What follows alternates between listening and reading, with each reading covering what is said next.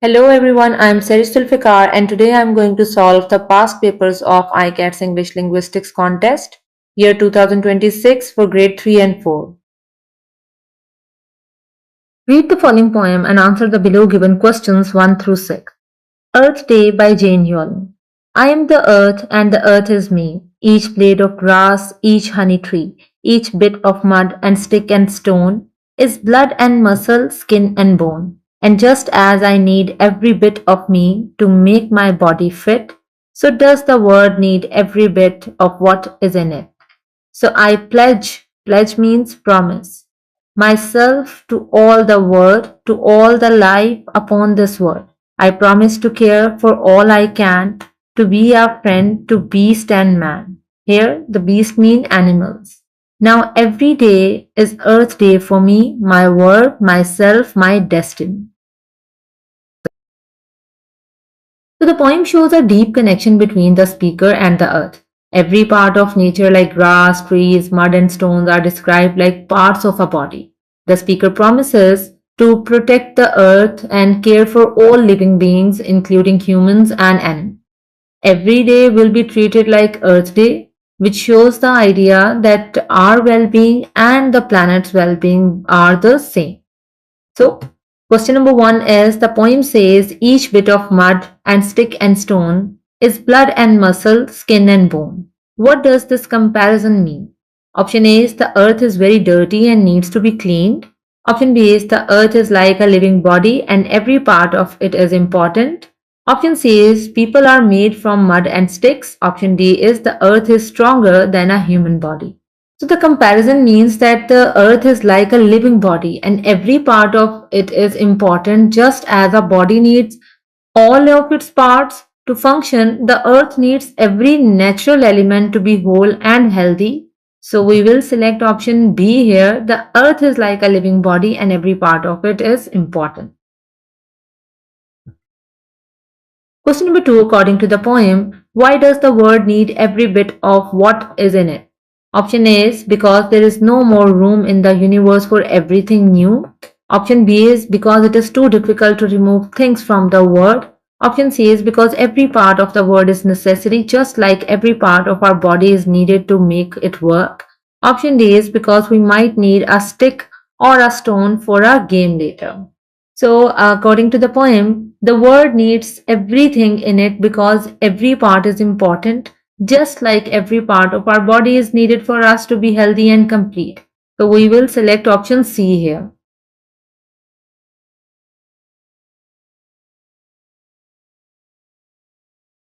Question number 3, what does the speaker's pledge or promise include?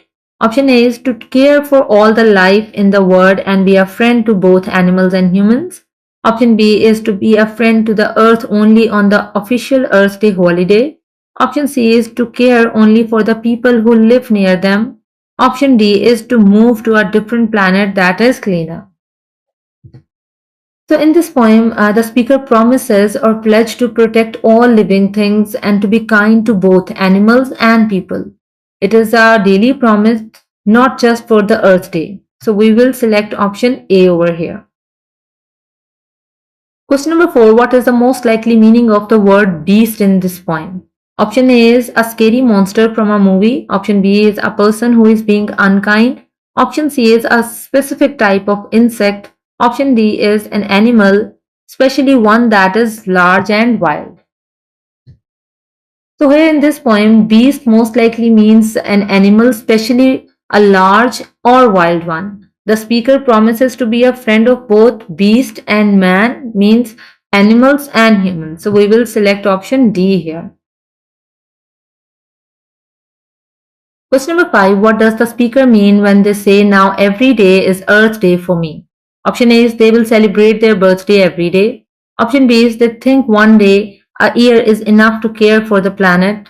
Option C, they believe protecting the earth is an important job that they must do every single day. Option D, they will wear green clothes every day. So the speaker means that he will act every single day as if it is Earth Day, which makes the protection of the planet a daily responsibility. So we will select option C here.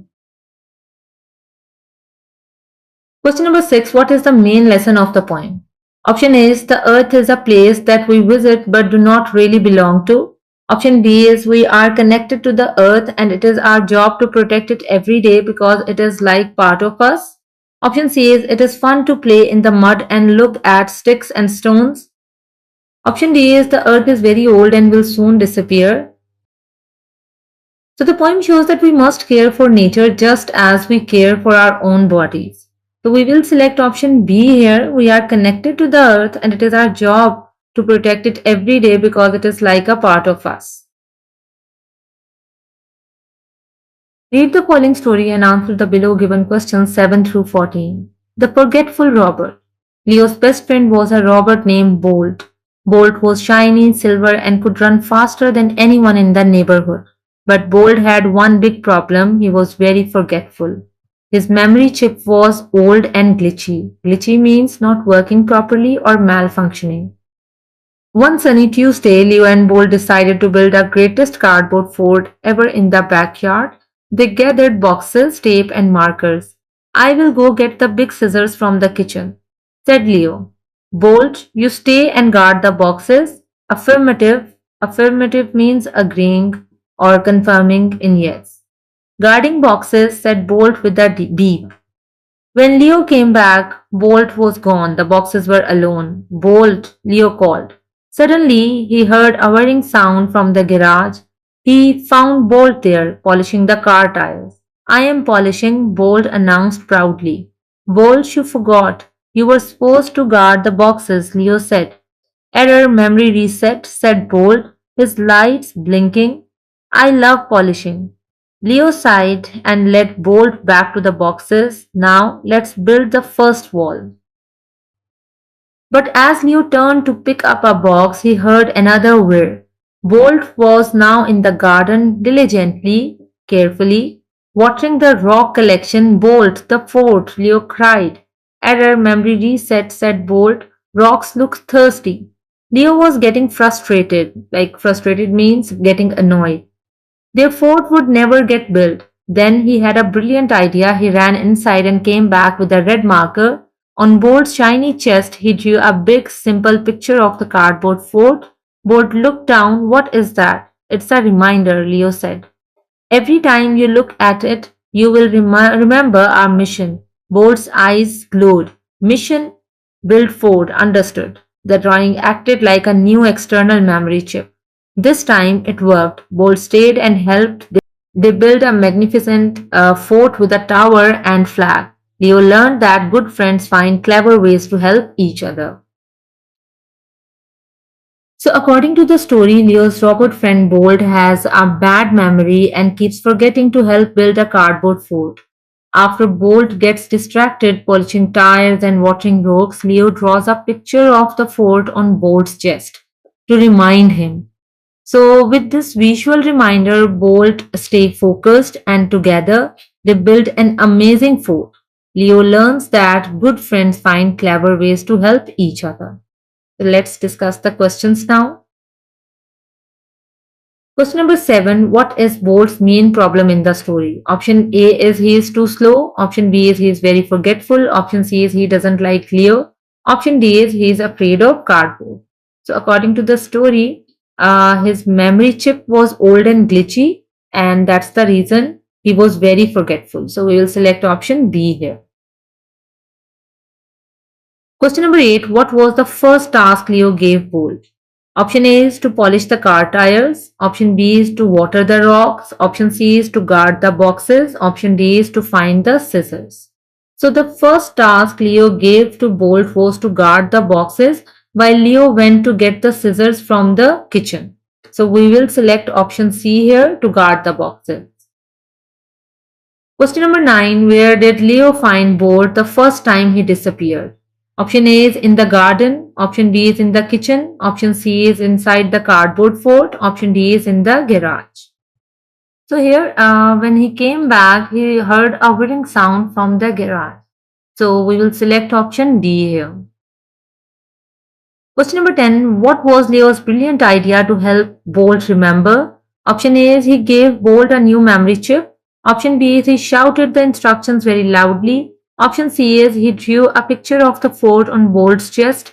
Option D is he built the fort by himself. According to the given information, on Bolt's shiny chest, he drew a big simple picture of the cardboard fort. So we will select option C here. Question number 11. What does the word glitchy mean in the first paragraph? Option A is new and fast. Option B is not working properly. Option C is very smart. And option D is full of energy.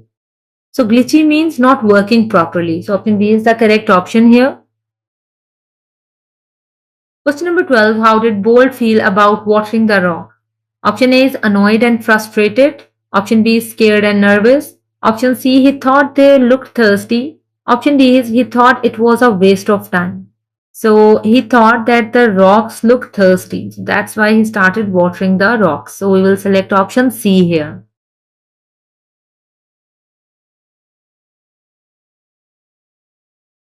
Question number 13. What is the main lesson Leo learns in this story? Option A is cardboard forts are easy to build. Option B is robots are not good friends. Option C is drawing pictures is fun. Option D is good friends find clever ways to help each other. So option D is the correct option here. Question number 14. Why did Leo's idea work? Option A because the drawing was a constant visual reminder for Bolt. Option B is because the drawing fixed Bolt's memory chip. Option C is because Bolt liked the red color. Option D is because the drawing gave Bolt new energy.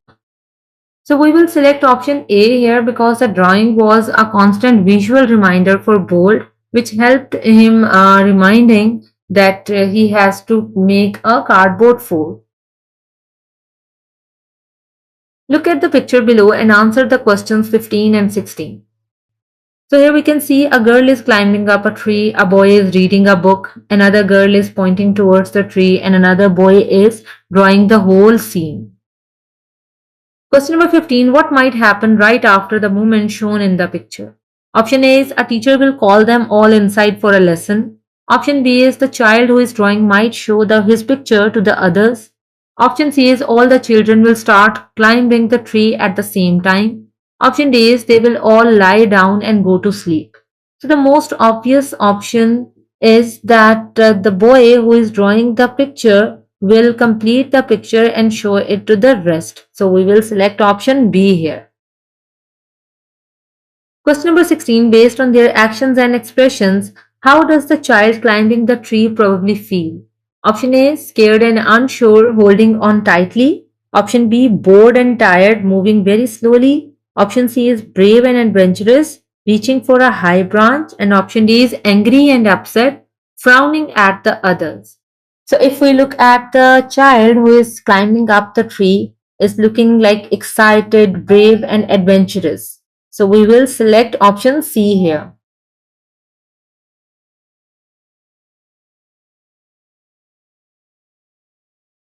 Question number 17. Read the following Danish story tale and answer the below given questions. The Ugly Duckling. A mother duck sat on her nest. One by one her eggs began to hatch. Out came fluffy little yellow ducklings. The last egg to hatch was the biggest one of all. The duckling from this egg looked nothing like the rest. She was large with dull grey feathers. As the ducklings grew older, the other animals on the farm teased the grey duckling. They called her the ugly duckling. Sad and lonely, she swam by herself and stayed away from the other animals.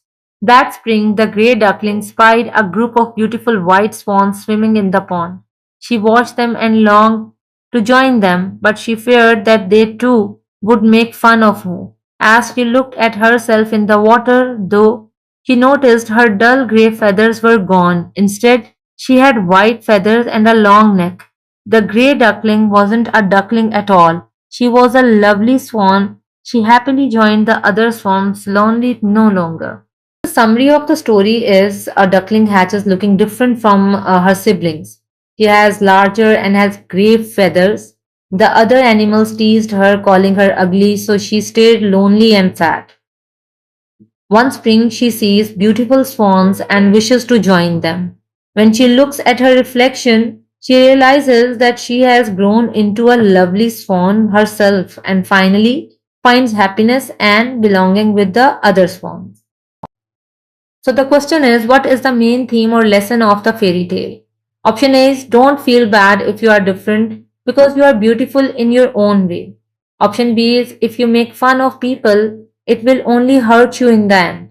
Option C is swans cannot live lonely. Option D is none of these. So the main lesson of the fairy tale is that you shouldn't feel bad if you are different because you may find your true self and be beautiful in your own way. So we will select option A here. Question number 18. Read the following fable by Aesop and answer the below given questions. The Ant and the Dove. One day an ant was out walking and became very thirsty. She saw a stream and decided to take a sip from it. But when she bent over, she slipped and fell into the water. Luckily, a dove flying overhead spotted the ant. The bird took a leaf in its beak and dropped the leaf into the water from the ant. The ant climbed onto the leaf and floated safely to the edge of the stream. Thank you, dear dove, said the ant. You saved my life. Just then, the two animals saw a hunter nearby. The hunter was holding a net high in the air. Seeing that the hunter was about to capture the dove, the ant decided to quickly. She bit the hunter hard on his leg. "Ow!" he cried, and he dropped the net on the ground. The dove flew away and the ant walked away smiling. What is the main theme or lesson of the fable? Option A is the ant felt good about helping the dove. Option B is those who are kind to others will be treated kindly in return. Option C, the ant's cruel bite pained the hunter. Option D is none of the above. So here, the main lesson is that kindness is often repaid with kindness. When the dove helped the ant later returned the favor and saved the dove in return. So we will select option B here.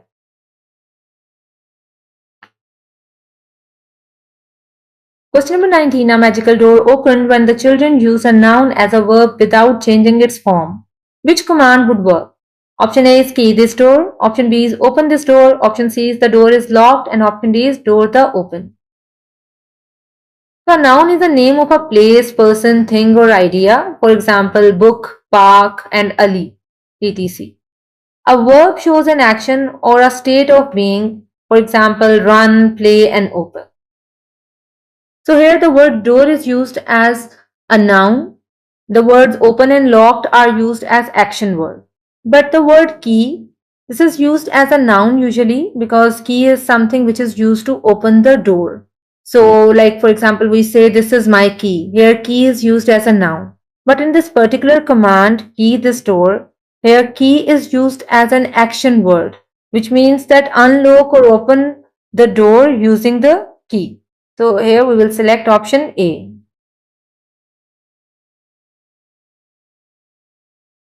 Question number 20. Read the following conversation and answer the below given question.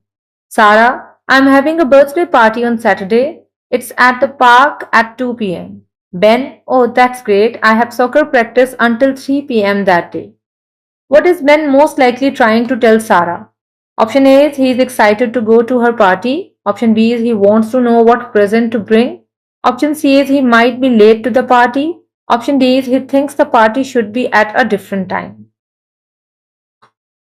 So Ben is most likely telling Sarah that he might be late to the party because he mentions that his soccer practice ends at 3 p.m., which is after the party's 2 p.m. starting time. So that's why we'll select option C here. Question number 21. The following text both describe dressing up for a special event. This text is for the point of view of a man who dressed up for a party. Once I tied my bow tie and put on my jacket, I looked in the mirror. My brand new suit was neatly ironed and fit perfectly. My shoes sparkled. It felt wonderful to be in such elegant clothing. I was looking forward to the fancy evening to come. This text is from the point of view of a woman who dressed up for a party. When my sister had a big birthday party, she said I had to get dressed up. The fancy clothing felt awful. The big jacket was awkward, the collar choked me, and the shoes pinched my feet. The party would have been better if I could have worn ordinary, comfortable clothes. How is the woman's point of view different from the man? Option A is the woman makes dressing up for a party sound unpleasant. Option B is the woman has a more careful feeling about dressing up for a party. Option C is the woman is very happy with her choice. And option D is none of the above.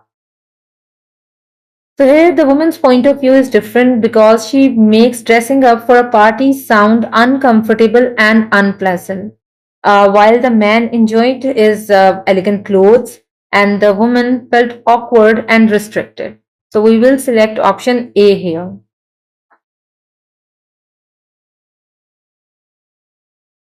Question number 22, read the following text. The figure of speech is shown in bold. Then I knew that even though nobody in the world figured that old car had any good purpose, Ali knew there was some real reason to let it sit. And when Aslam died, he figured out what it was. I never saw two people love each other so much. What does this example hyperbole tell you? It suggests that very few people thought the car had a purpose. Option B is it suggests that Ali does not believe the car is where it belongs. Option C is it suggests that the car was made of gold. Option D is none of the above. So here let's look at the meaning of hyperbole. A hyperbole is a figure of speech used to exaggerate something for emphasis or fun. It is not meant to be taken literally. Like for example, I'm so hungry I could eat a horse. It means we are not going to eat a horse, but it's just mentioning that the person is very much hungry. So in this text, nobody in the world figured that old car had any good purpose is an exaggeration to stress that almost no one believed the car was useful. It emphasizes that how alone Ali was in like seeing its value. So we will select option A here. It suggests that very few people thought the car had a purpose.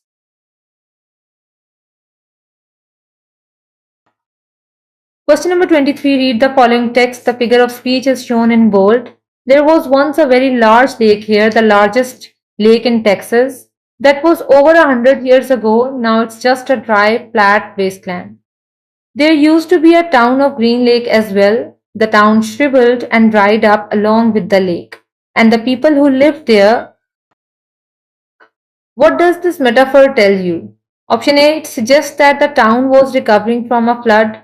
Option B is it suggests that the town failed. Option C is it suggests that the town had many green lakes which dried up. And option D is none of the above. So let's see the definition of metaphor. A metaphor is a figure of speech that directly compares two unlike things by saying one thing is another to make meaning clearer or more vivid. Like for example, my brother is a lion. This means that he is brave like a lion, not that he is actually an animal. And the meaning of shriveled is becoming dry, wrinkled or shrunken. If we look at all four options, the metaphor the town shriveled and dried up tells us that the town failed and disappeared, just like the lake did. It did not literally dry up, but it declined and became empty. So we will select option B here, that it suggests that the town failed. Question number 24, read the following paragraph, then select the better topic sentence.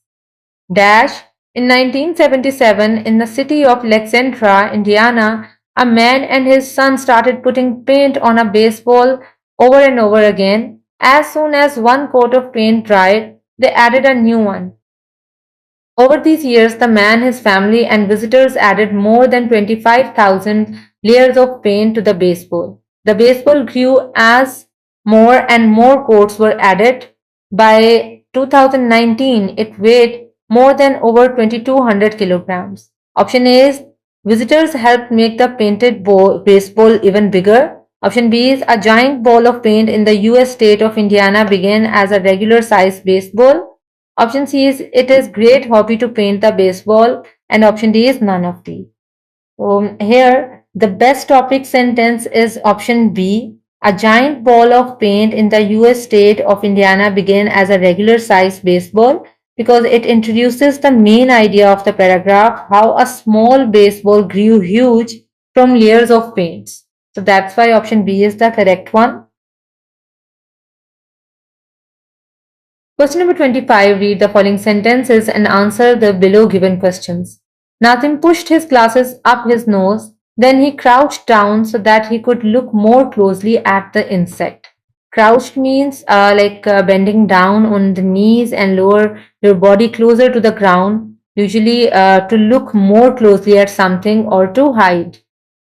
So, based on these sentences, how is Nazim probably feeling? Option A is nervous, like confused. Option B is curious. Option C is confident. And option D is cautious, like careful. So, the correct feeling of Nazim will be curious, like he is crouching down and looking closely at the insect, which shows that he is interested in observing it carefully. So, we will select option B here. Thank you so much for watching the video. Don't forget to like the video and subscribe the channel.